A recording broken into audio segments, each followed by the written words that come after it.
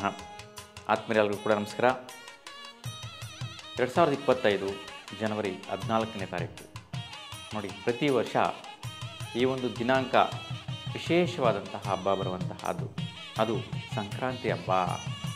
ಹಾಗಾಗಿ ತಮ್ಮೆಲ್ಲರಿಗೂ ಸಹ ಸಂಕ್ರಾಂತಿ ಹಬ್ಬದ ಶುಭಾಶಯಗಳು. ನೋಡಿ, ಸಂಕ್ರಾಂತಿ ಅಂದ ತಕ್ಷಣವೇ ಪ್ರತಿಯೊಬ್ಬರೂ ಸಹ ಉತ್ಸಾಹ, ಸಂತೋಷ, ದೈಹಿಕವಾಗಿ ತೇಜೋಗುಣಗಳೆಲ್ಲ ಕೂಡ ಬರುವಂತಹದ್ದು ವಿಶೇಷತಃ ಇರ್ತದೆ.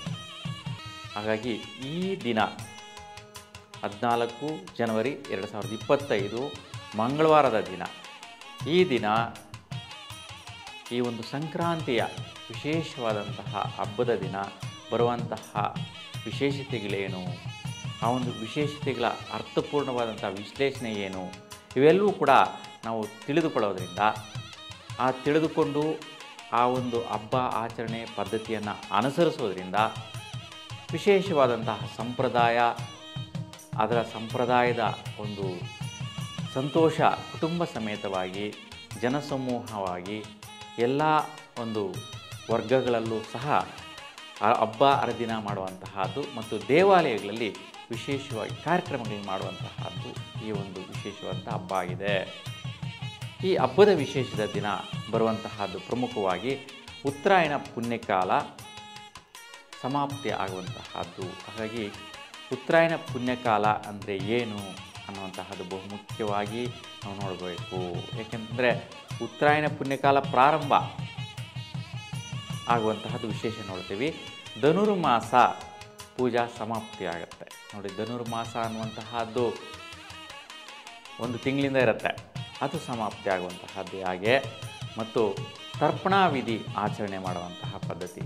ನೋಡಿ, ಇವತ್ತಿನ ದಿನ ತರ್ಪಣಾ ವಿಧಿಯ ಆಚರಣೆಯನ್ನು ಮಾಡುವಂತಹದ್ದು ಭಾಳಷ್ಟು ವಿಶೇಷ ಇರುತ್ತೆ.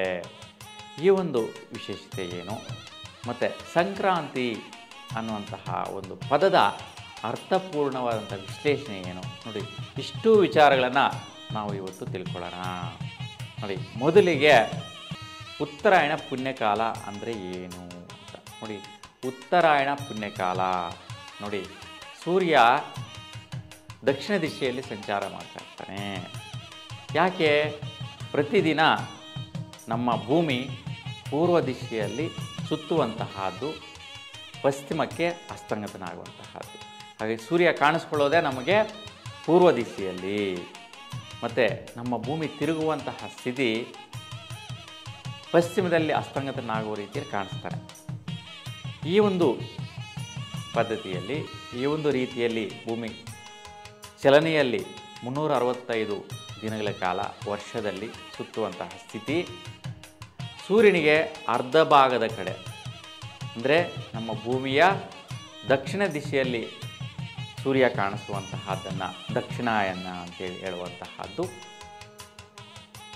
ಸೂರ್ಯನ ಇನ್ನರ್ಧ ಭಾಗ ಕಾಲದಲ್ಲಿ ನಮ್ಮ ಭೂಮಿ ತಿರುಗುವಂತಹ ಸ್ಥಿತಿ ಉತ್ತರ ಸ್ಥಿತಿಯಲ್ಲಿ, ಅಂದರೆ ಉತ್ತರ ಭಾಗದಲ್ಲಿ ಕಾಣಿಸುವಂತಹ ಒಂದು ಛಾಯೆ, ಕಾಂತಿ ಅಂತೇಳಿ ಹೇಳ್ಬೋದು. ಅಂದರೆ ಸೂರ್ಯನ ಬೆಳಕು, ಸೂರ್ಯನ ಒಂದು ಕಿರಣಗಳು ಭೂಮಿಗೆ ಹೆಚ್ಚಿನ ಸ್ಥಿತಿಯಲ್ಲಿ ಬರುವಂತಹದ್ದು ಈ ಒಂದು ದಿನದಿಂದ ಪ್ರಾರಂಭ ಉತ್ತರ ದಿಶೆಯಲ್ಲಿ.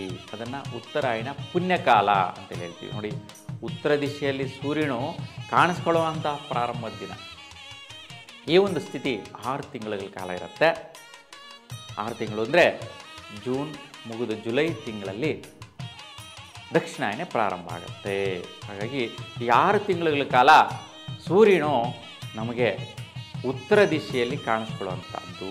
ಹಾಗಾಗಿ ಶ್ರೇಷ್ಠವಾದಂತಹ ಕಾಲ ಅಂತೇಳಿ ಹೇಳ್ತೀವಿ.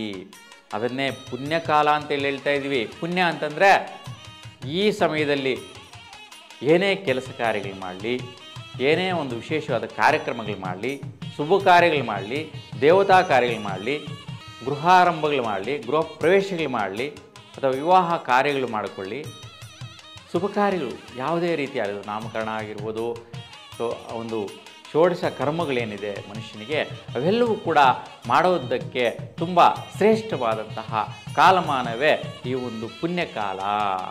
ನೋಡಿ, ಅದು ಕೂಡ ಪುಣ್ಯ ಮಾಡಿದ್ರೇ ಈ ಉತ್ತರಾಯಣದಲ್ಲಿ ಮಾಡುವಂತಹದ್ದು. ಹಾಗಾಗಿ ಉತ್ತರ ದಿಶೆಯಲ್ಲಿ ಸೂರ್ಯನ ಬೆಳಕು ತುಂಬ ಶ್ರೇಷ್ಠವಾಗಿ ನಮ್ಮ ಭೂಮಿಗೆ ಬರುತ್ತೆ, ಶ್ರೇಷ್ಠ ಸ್ಥಿತಿಯಲ್ಲಿರುತ್ತೆ. ನೋಡಿ, ಈ ಕಾಲಮಾನದಲ್ಲೇ ನಾವು ಬಹುಮುಖ್ಯವಾಗಿ ಒಂದು ಚಳಿಗಾಲ ಮತ್ತು ಹಿಮಂತ ಋತು ಹೊರಟು ಹೋಗಿ ಬೇಸಿಗೆ ಕಾಲ ಪ್ರಾರಂಭ ಆಗುವಂತಹದ್ದು, ಒಳ್ಳೆಯ ಬಿಸಿಲು ಬರುವಂತಹದ್ದು, ಮತ್ತು ಗಿಡ ಮರ ಬಳ್ಳಿಗಳು ಚಿಗುರುವಂತಹದ್ದು, ಹೊಸತನದಿಂದ ಆ ಒಂದು ಚಿಗುರಿರ್ತಕ್ಕಂತಹ ಗಿಡ ಮರ ಬಳ್ಳಿಗಳು ಹಣ್ಣು ಕಾಯಿಗಳನ್ನು ಬಿಡುವಂತಹದ್ದು, ಇದೆಲ್ಲ ಕೂಡ ಸಮೃದ್ಧಿಯನ್ನು ತೋರಿಸುತ್ತೆ.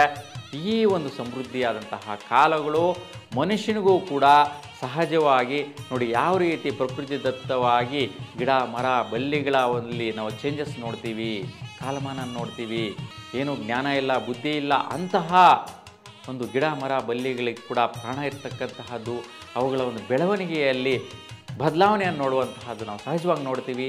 ಆ ಒಂದು ಸ್ಥಿತಿ ಮನುಷ್ಯನಲ್ಲಿ ಕೂಡ ಬರುತ್ತೆ, ಪಕ್ಷಿ ಪ್ರಾಣಿಗಳಲ್ಲಿ ಕೂಡ ಬರುತ್ತೆ. ಹಾಗಾಗಿ ಬಹುಮುಖ್ಯವಾಗಿ ನಾವು ಇದನ್ನು ಸದುಪಯೋಗ ಮಾಡ್ಕೋಬೋದಾಗಿರುತ್ತೆ ಈ ಒಂದು ಉತ್ತರಾಯಣದ ಕಾಲವನ್ನು. ಹಾಗಾಗಿ ಉತ್ತರಾಯಣ ಪುಣ್ಯಕಾಲ ಅನ್ನುವಂತಹದ್ದು ಈ ಒಂದು ದಿನದಿಂದ ಪ್ರಾರಂಭ, ಜನವರಿ 14ರಿಂದ ಪ್ರಾರಂಭ ಆಗುತ್ತೆ. ಇದನ್ನೇ ನಾವು ಸಂಕ್ರಾಂತಿ ಹಬ್ಬವಾಗಿ ಕೂಡ ಆಚರಣೆ ಮಾಡ್ತೀವಿ.